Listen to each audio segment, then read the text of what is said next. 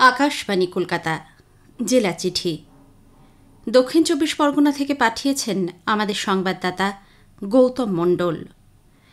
শিশির ভেজা ভোরে যখন বাতাসে ভেসে আসে শিউলির মিষ্টি গন্ধ, তখনই বোঝা যায় পুজো এসে গেছে। দক্ষিণ চব্বিশ পরগনার শহর থেকে গ্রাম, প্রত্যন্ত সুন্দরবন থেকে মফস্বল, সর্বত্র এখন উৎসবের আবহ। মহালয়ার পর মণ্ডপে মণ্ডপে উদ্বোধন শুরু হয়ে গেছে। শঙ্খধ্বনি আর কানে ভেসে আসছে ঢাকের শব্দ। বারুইপুর, সোনারপুর, মহেশতলা কিংবা ডায়মন্ড হারবার, প্রতিটি অঞ্চলেই থিম পুজো নিয়ে চলছে প্রবল প্রতিযোগিতা।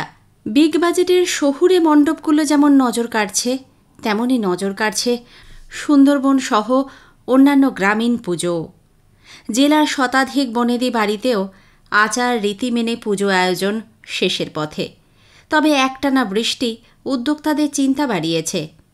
আবহাওয়া দপ্তর ইতিমধ্যেই জানিয়ে দিয়েছে পুজোর দিনগুলোতেও নিম্নচাপের সম্ভাবনা রয়েছে। তাই প্রস্তুতির পাশাপাশি প্রার্থনা, বৃষ্টির ব্যাঘাত যেন না ঘটে আনন্দে। উৎসবের নিরাপত্তা নিয়েও সক্রিয় হয়েছে জেলা পুলিশ। 3টি পুলিশ জেলা ইতিমধ্যেই প্রকাশ করেছে গাইড ম্যাপ। যানবাহন নিয়ন্ত্রণ থেকে ভিড় সামলানো, প্রতিটি খুঁটিনাটি পরিকল্পনা চূড়ান্ত হয়েছে। পাশাপাশি জেলার 4টি লোকসভা এলাকায় আয়োজন করা হবে পুজো কার্নিভালের। স্থান নির্ধারণ হয়ে গেছে, চলছে জোরদার প্রস্তুতি। বাজারের চিত্র এখন এক কথায় রঙিন। পোশাক, জুতো, প্রসাধনী সব দোকানেই উপচে পড়া ভিড়। সকাল থেকে রাত পর্যন্ত হাট বাজারে চলছে কেনাকাটার ধুম।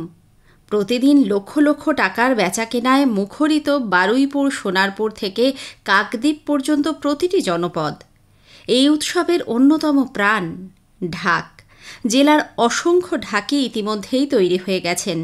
কেউ কেউ স্থানীয় মণ্ডপে বাজাবেন, কেউ আবার কলকাতার অভিজাত পুজোয় কিংবা ভিন রাজ্যে যাচ্ছেন।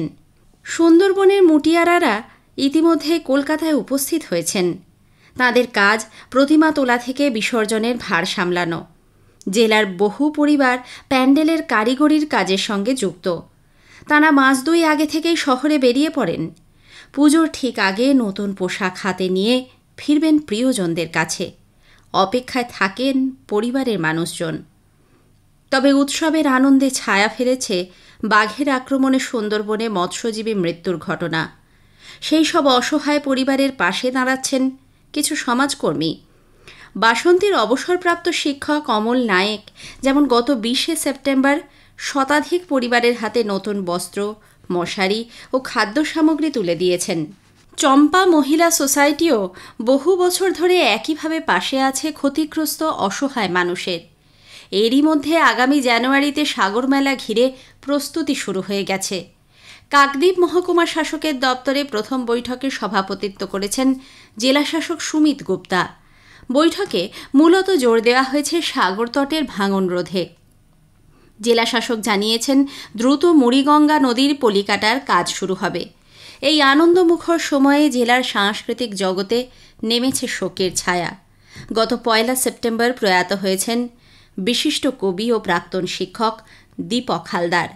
তাঁর একাধিক কাব্যগ্রন্থ সাহিত্যপ্রেমীদের সমৃদ্ধ করেছে। তাঁর প্রয়াণে শোক প্রকাশ করেছেন এলাকার কবি ও সাহিত্যিক সমাজ। সব মিলিয়ে এখন এক উৎসবের কোলাজ। শিউলির সুবাস, মণ্ডপে আলোর ঝলকানি, বাজারে জনসমুদ্র, ঢাকের তালে মাতোয়ারা মানুষ, সঙ্গে মানবিক উদ্যোগ ও স্মৃতিচারণ, এই সব কিছুর সমন্বয়েই পুজো হয়ে ওঠে বাংলার সবচেয়ে বড় সামাজিক উৎসব। আর সেই উৎসবের স্পন্দন এখন ছড়িয়ে পড়েছে নদী পাড় থেকে শহরের অলিতে গলিতে। জেলা চিঠি শেষ হল। দক্ষিণ চব্বিশ পরগনা থেকে পাঠিয়েছেন আমাদের সংবাদদাতা গৌতম মণ্ডল।